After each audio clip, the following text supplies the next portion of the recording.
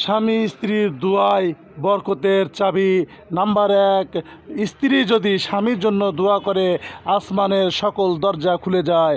Number 2, স্বামী যদি স্ত্রীর জন্য দোয়া করে তা ফিরিয়ে দেওয়া হয় না।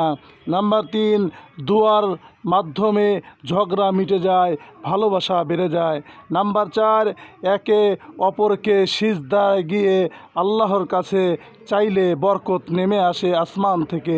নাম্বার 5, দোয়া দাম্পত্যকে শুধু দুনিয়ায় নয় আখেরাতেও সুখ রাখে ও এক সাথে জীবন কাটানোর জন্য দুনিয়াতে যেমন একসাথে রাখে আখেরাতেও এক রাখে।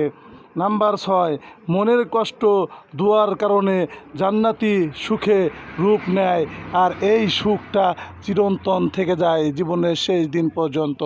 আসুন আমরা দোয়া করি বেশি বেশি আমাদের স্ত্রীদের জন্য। আল্লাহ তাআলা আমাদেরকে বোঝার তৌফিক দান করুন এবং যারা স্ত্রী আছেন তারা স্বামীদের জন্য দোয়া করবেন।